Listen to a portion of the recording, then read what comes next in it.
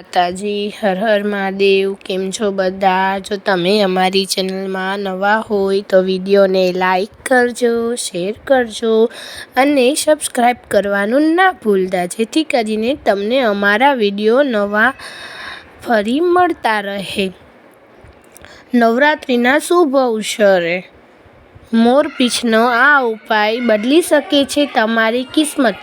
વાસ્તુ દોષથી પરેશાન છો તો નવરાત્રિમાં મોરપીંછનો આ ઉપાય તમારી કિસ્મત બદલી શકે છે. નવરાત્રિના શુભ અવસરે સોના ચાંદીનો સિક્કો ખરીદવો ખૂબ ફાયદાકારક કેમ છે? હિન્દુ ધર્મમાં નવરાત્રિનો તહેવાર માત્ર 9 દિવસના ઉપવાસ કે પૂજાપાઠનો ઉત્સવ નથી, પરંતુ તે પોતાના જીવન અને ઘરની ઉર્જાને સકારાત્મકતાથી ભરવાની એક સુવર્ણ તક છે.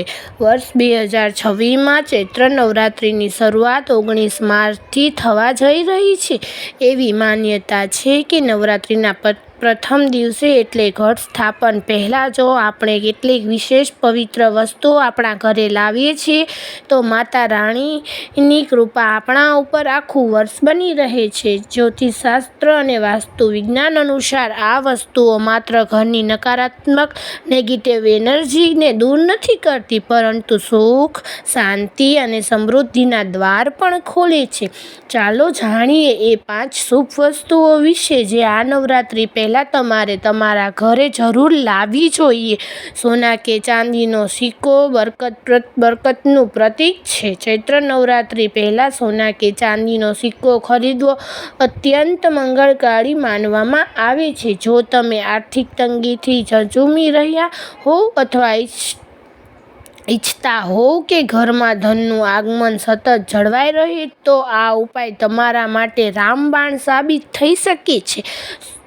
શું કરવું? કોશિશ કરો કે સિક્કા પર માતા લક્ષ્મી, ભગવાન ગણેશની આકૃતિ બનેલી હોય.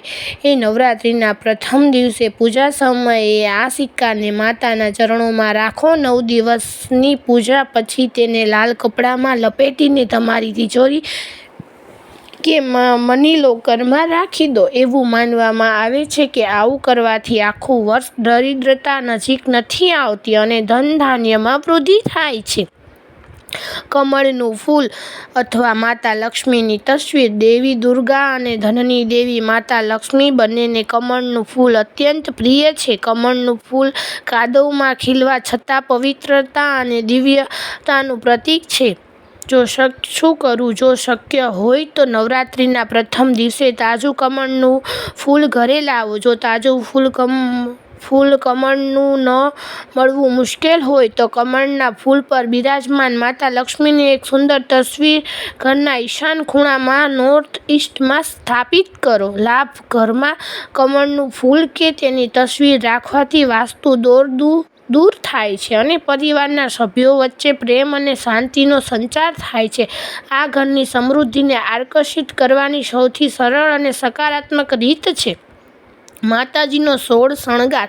સૌભાગ્યની પ્રાપ્તિ. નવરાત્રિ શક્તિની ઉપાસનાનો પર્વ છે. આ દરમિયાન દેવી માને પ્રસન્ન કરવા માટે 16 શણગારની વસ્તુઓ અર્પણ કરવાની પરંપરા સદીઓ જૂની છે. નવરાત્રિ શરૂ થતાં પહેલાં બજારમાંથી લાલ ચૂંદડી, બંગડીઓ, બિંદી, સિંદૂર, મહેંદી અને અન્ય શણગારની વસ્તુઓ ખરીદી લાવો. તેને મંદિરમાં માતાની પ્રતિમા પાસે રાખો. અષ્ટમી કે નવમીના દિવસે આ શણગારની સામગ્રી માતા રાણીને અર્પણ કર્યા પછી કોઈ સૌભાગ્યવતી સ્ત્રીને દાન કરી દો અથવા પોતે પ્રસાદ સ્વરૂપે ઉપયોગ કરો. આવું કરવાથી વૈવાહિક જીવનમાં મધુરતા આવે છે અને અખંડ સૌભાગ્યના આશીર્વાદ પ્રાપ્ત થાય છે. પિત્તળ કે તાંબાનો કળશ સકારાત્મક ઉર્જાનો સ્ત્રોત છે. નવરાત્રિનો સૌથી મહત્વનો ભાગ છે ઘટ સ્થાપન. કળશને બ્રહ્માંડનું પ્રતીક માનવામાં આવે છે, જેમાં તમામ દેવી દેવતાઓનો વાસ હોય છે. ઘણા લોકો માટીના કળશનો ઉપયોગ કરે છે, જે ઉત્તમ છે, પરંતુ વાસ્તુ અનુસાર આ વખતે નવરાત્રિ પહેલાં પિત્તળ કે તાંબાનો એક નવો કળશ ખરીદવો વિશેષ ફળદાયી હોઈ શકે છે.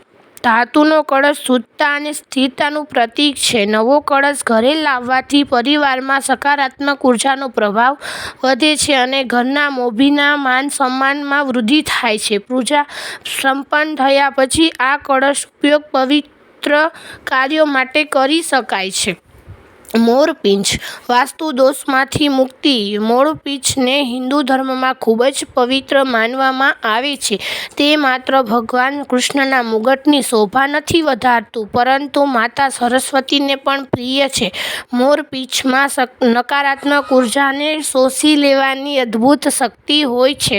નવરાત્રિ પહેલાં 3 કે 5 મોરપીંછને ઘરે લાવો.